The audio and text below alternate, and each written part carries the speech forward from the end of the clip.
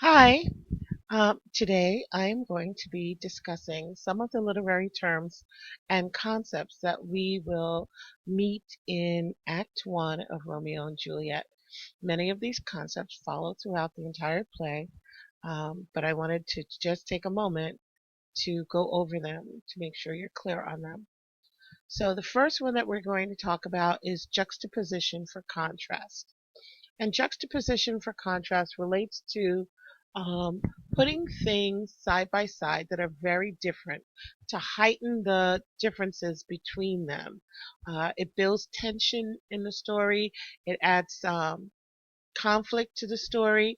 But when we talk about juxtaposition, we're not just talking about um, words or ideas. We're talking about a way of putting characters side by side, scenes, opposing scenes side by side, in addition to ideas side by side.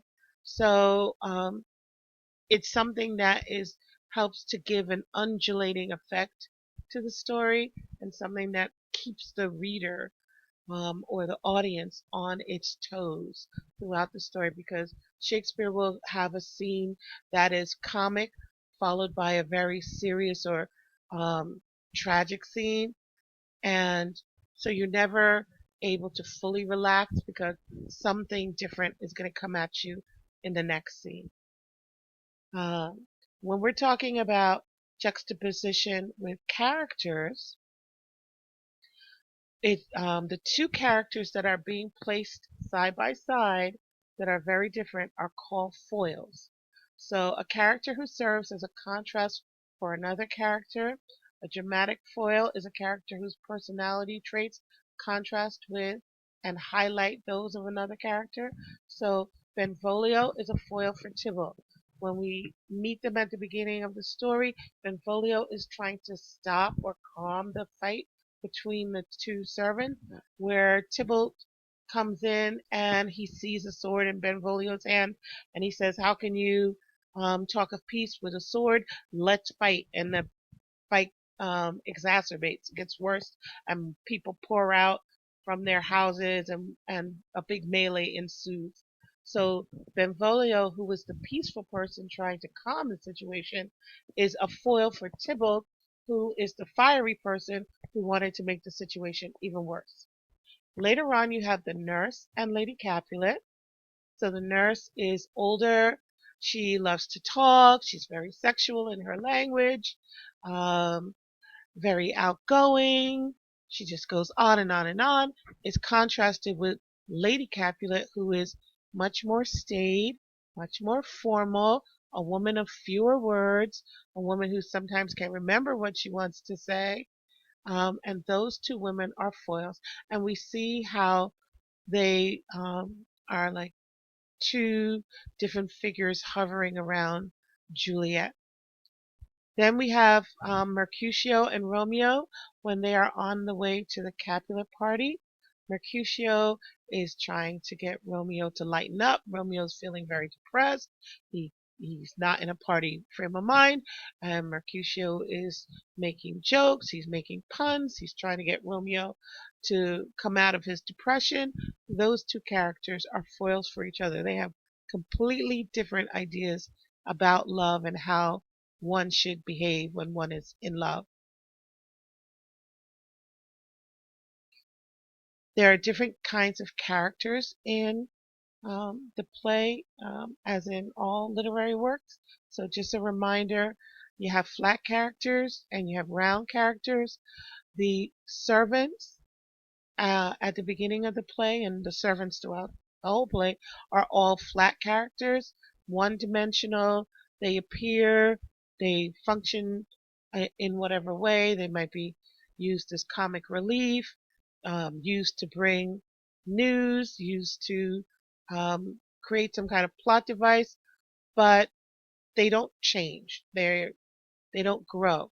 Whereas Romeo, Mercutio, and Benvolio are seen as round character. Romeo, of course, being the most of those because Mercutio, we see more facets of him than we would see in a servant, but he too is pretty much the same from the beginning up until the time when he exits the play. It's just that we're able to see more into his character. The same with Benvolio. Romeo and Juliet are really the truest round characters in the play. Then we have the concept of personification, and Shakespeare uses personification throughout the play, a figure of speech in which an animal object or an idea is treated as if it were human, and the sun smiled, the trees wept in the breeze. Those are mine, and not that fabulous. Two of Shakespeare's would be Madam, an hour before the worshipped sun peered forth the golden window of the east. So peered means to look or look through, and the sun is looking through the window of the east. It's a metaphor for the sun coming up in the morning, but the way he writes it, it's as though the sun had eyes to see.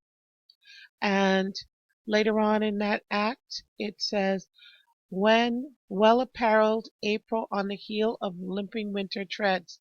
So you have April in apparel, which is clothing, and then you also have winter that is limping as though it had legs. So those are both examples of personification. Mythological references are strewn throughout. So here's a couple. Aurora is the goddess of the dawn, and it says, begin to draw the shady curtains from Aurora's bed.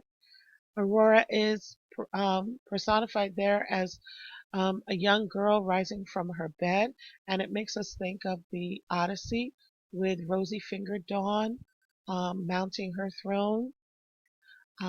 And Cupid, we know, is the god of love and usually depicted as a child with a bow and arrows.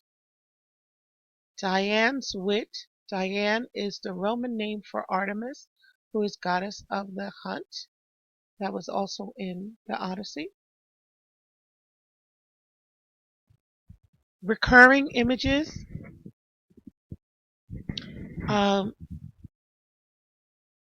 And motifs here. If you look as you read the play, you'll see that Shakespeare juxtaposes light and dark several times, numerous times throughout the play, to show what is good and what's bad. He also has a recurring motif here about a bud bit with an envious worm. This is stated in Act 1, but it's going to also come back something very similar to that in Act 3.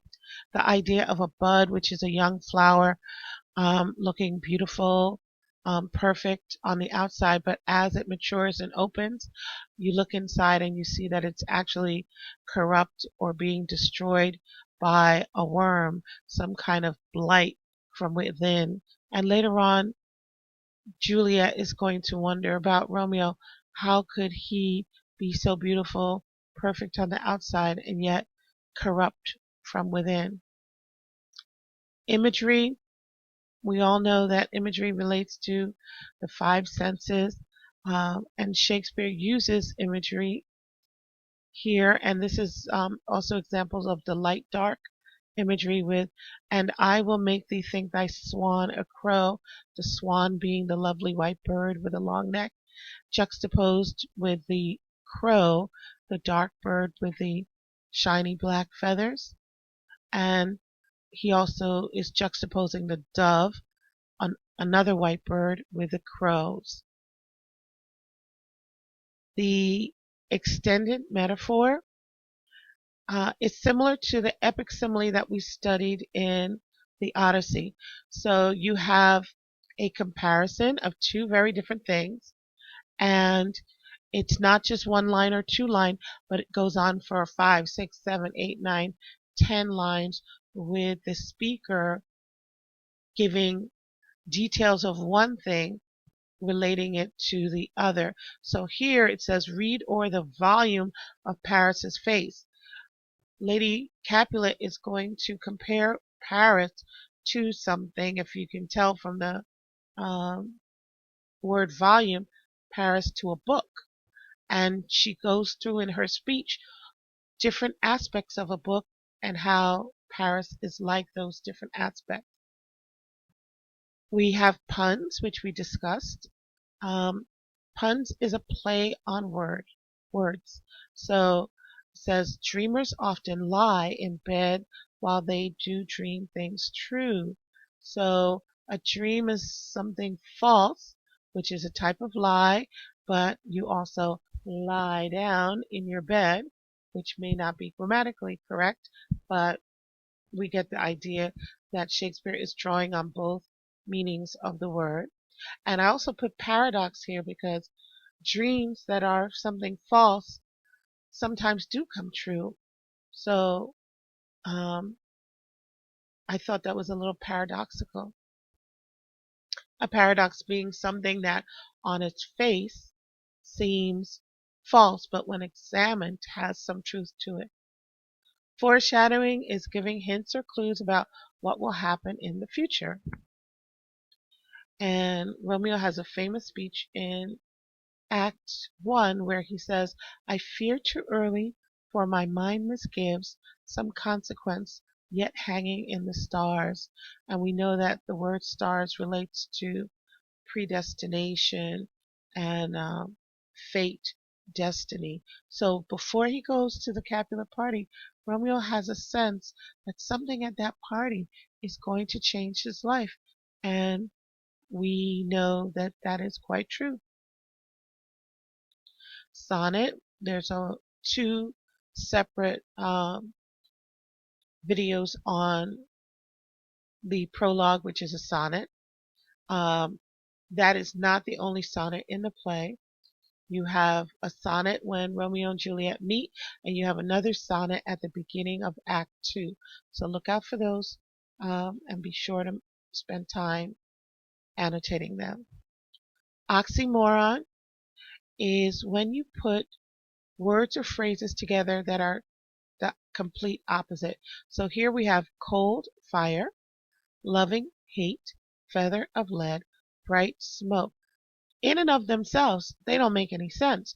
But when you take them as a group, they show that Romeo is confused about love, that Romeo is struggling with love. Because remember, he's in love with Rosaline in Act 1, but she doesn't return his love. So he doesn't feel the way a person is supposed to feel when he or she is in love.